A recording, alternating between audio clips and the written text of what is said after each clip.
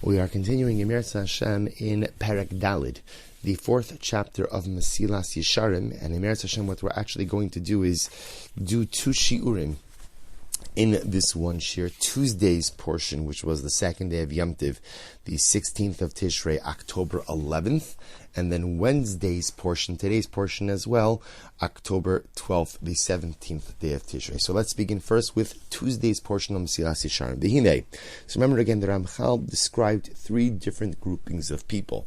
There's what he called the Shleimei Hadas, which are the people who are much more focused on completion, a sense of life fulfillment.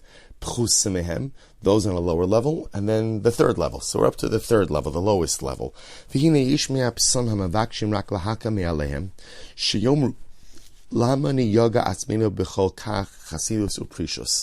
This third category of people, they say, why do we have to get so involved and spend so much time focusing on establishing these levels of personal piety?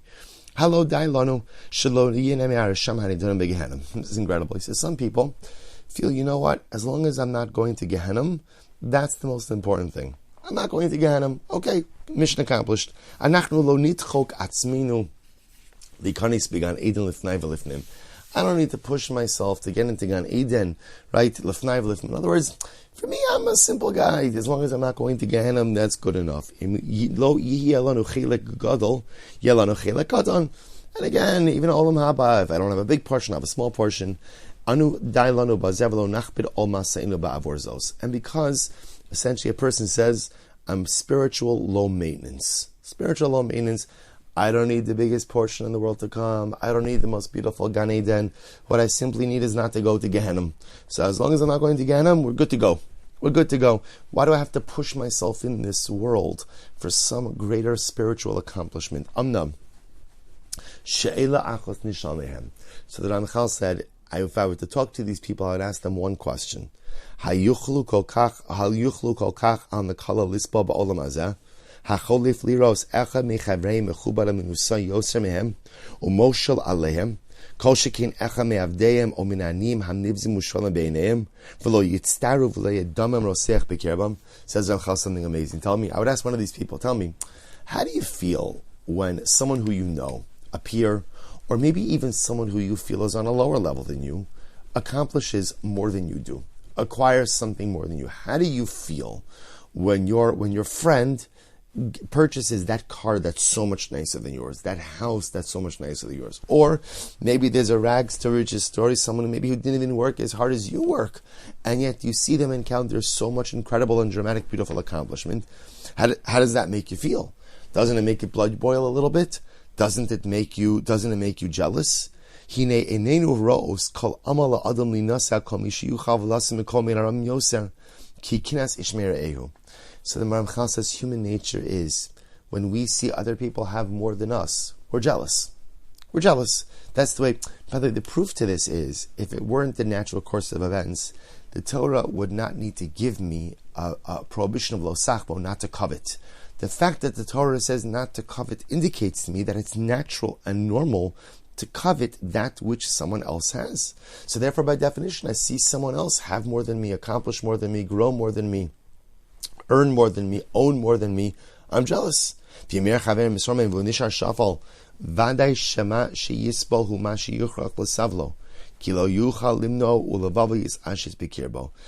is incredible. So Ramchal says it's normal. You see someone else accomplish more than you.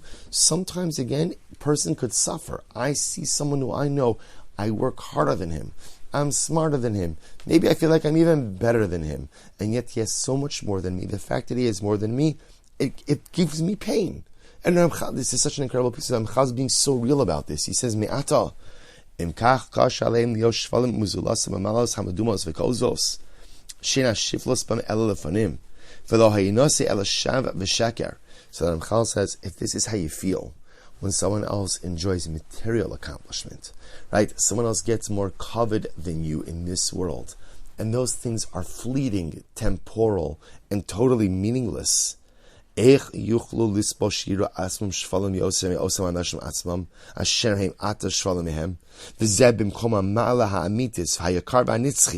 So this is incredible. The Ramchal says, so if you experience this sense of jealousy in this world, which is so temporal, so fleeting.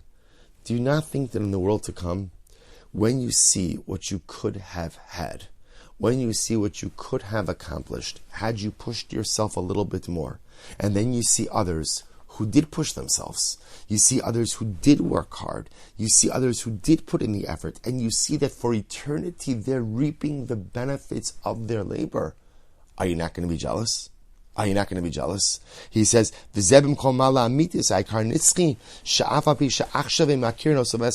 even though here in this world, you may not recognize the value of the world to come, therefore, again, it doesn't bother me if someone else has a bigger portion of Olam Haba, aval bizmano, when the time comes after 120, and I am in the Olam HaEmes, vadai shiyakiru la'amito letzaram ulavashtam. Ultimately, see, I want to point out what the Ramchal is saying over here. The Ramchal is trying to speak to a certain segment of the population. So this is what he calls, this third grouping. And in this third grouping, these people say to themselves, like, I don't need the biggest portion in the world to come. I don't need a mansion in Olam Haba, right, so to speak. I'm happy with an apartment. I could even be a shared apartment, right? I'm happy in, just to rent a room. I don't even need a whole apartment.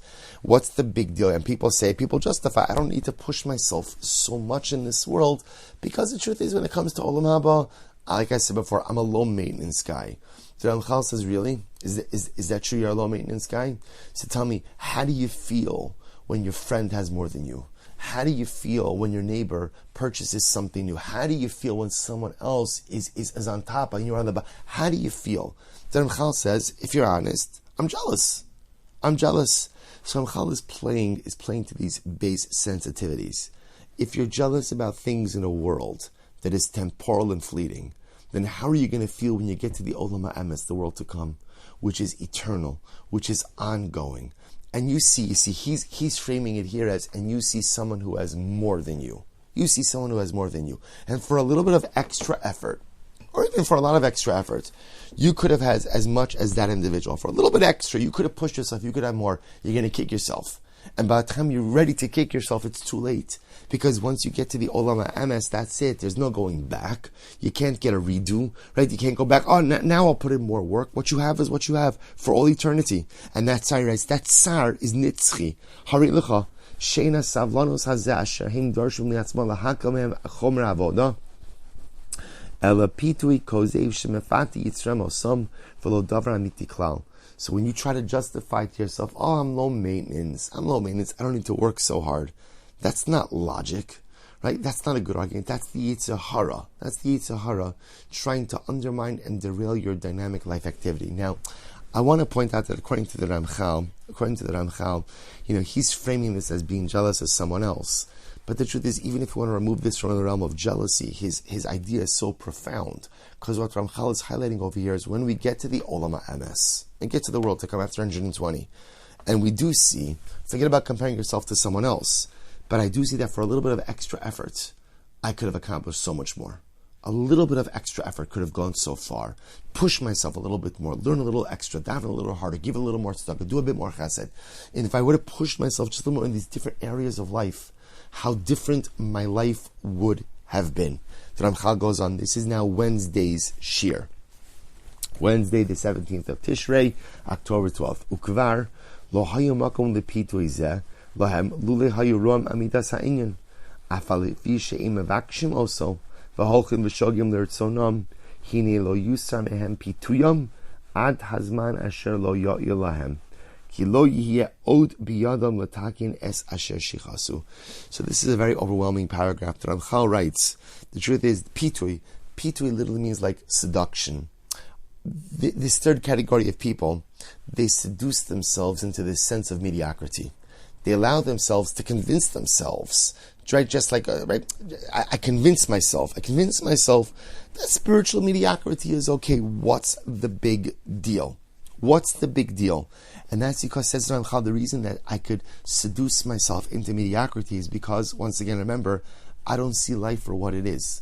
And I don't see truth for what it is. And therefore, again, as a result, that because I never remove myself from this spiritual seduction, right? I never go ahead and remove myself, I should say, from this seduction into mediocrity. I lose out on an entire life. And the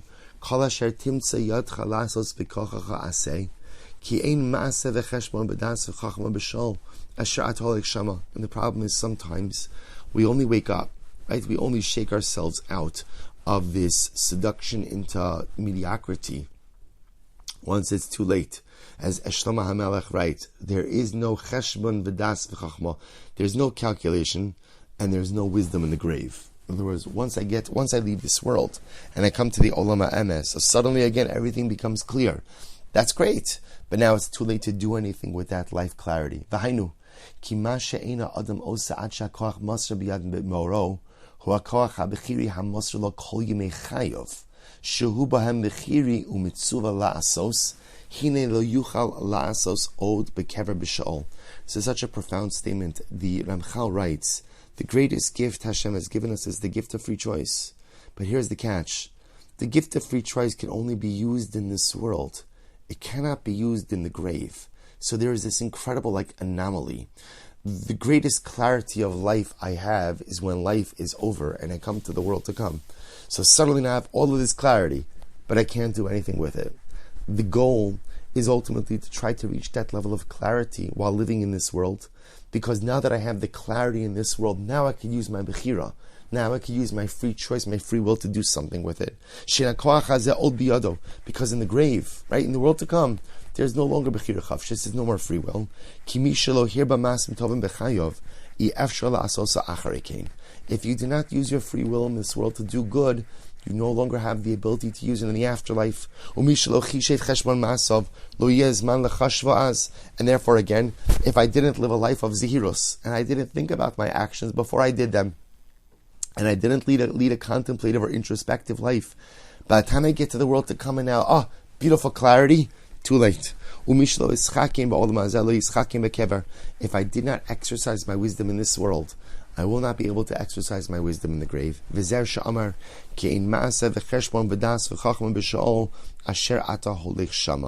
Melech says again, there are no good deeds, there is no cheshbon calculations, there is no wisdom, there is no understanding in the grave that you are going to.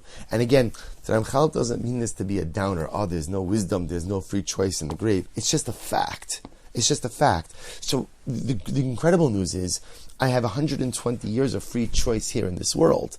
And if I get my act together and use it well, I could accomplish something incredible. But the day's going to come where I'm no longer in this world, and I'll come up, my neshama will ascend on high, will ascend to the Olam HaEmes, and I'll have complete luminescent clarity, and I can't do anything with it. The goal is, use that bechira in this world. Therefore, says the Ramchal, the point that I want to make to the general population, the regular hoi polloi, the regular guy, hinehu be'inyan haschar va'onesh atzmam, bir'os omek hadin ad heichan magia, asher be'emes roilis dazelis chari tomid, kimi ya'amo b'yom adin. The other Ramchal adds in one more. So remember again, speaking to this third group who are willing to be seduced into spiritual mediocrity. Remember it again. So the first point that Ramchal made with them is, you're so jealous of your friends in this world. Can you imagine how jealous you're going to be in the world to come when you see just for a little bit more effort how successful you could have been? Now, says Ramchal, there's another piece over here. What about reward and punishment? There's cheshbon, right? There is reward and punishment for everything we do in this world. There's din. After 120, there's din, there's judgment. Ki mi yamo b'yom adin. And who amongst us will be able to stand with their head held high on the day of judgment? Who will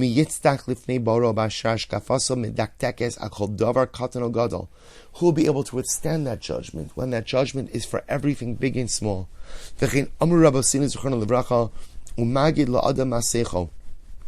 Quotes over here the pasuk in Amos that Hashem will tell a person what his conversation is. What does this mean? Quotes the Gemara Maseches Chagiga, afilu sicha kala shebein ish leishto.